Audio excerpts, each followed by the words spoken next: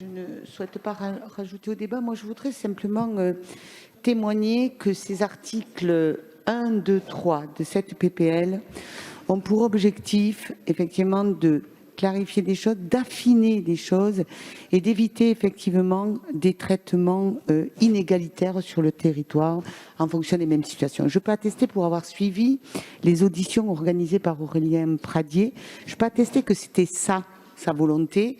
C'est effectivement ce que nous avons vu avec l'ensemble des personnes qu'il a auditionnées.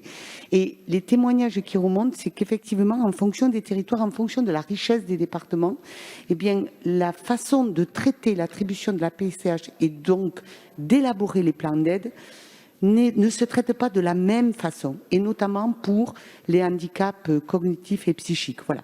Donc c'est ça le sens de ces articles 1, 2, 3.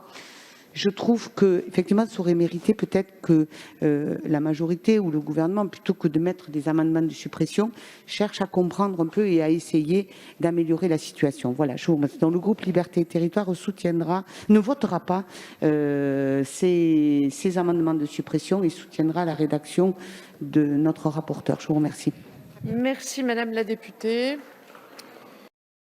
Madame la ministre, j'aimerais répondre à plusieurs de vos interrogations et inquiétudes si nous déconjugalisons l'AAH. Vous nous dites c'est un minima social. Je vous réponds non, ce n'est pas un minima, c'est une prestation à vocation spéciale qui dépend de la branche famille et qui relève du Code de la sécurité sociale. Vous dites, si effectivement on s'engage sur ce chemin-là, ça va toucher toutes les prestations familiales soumises à revenus. Je vous dis non, Madame la Ministre. Ce qui est un point que vous oubliez, c'est que pour pouvoir bénéficier de l'allocation adulte handicapé, il faut une reconnaissance médicale, ça a été rappelé, d'incapacité à un taux à 80% total ou entre 50 et 79%. Et ce taux d'incapacité, il est vérifié par rapport à une restriction durable d'accès à l'emploi. Donc c'est bien lié au fait qu'on ne puisse pas exercer un emploi reconnu médicalement, qu'on bénéficie de l'allocation adulte handicapé. Donc ça ne s'applique pas aux autres prestations sociales.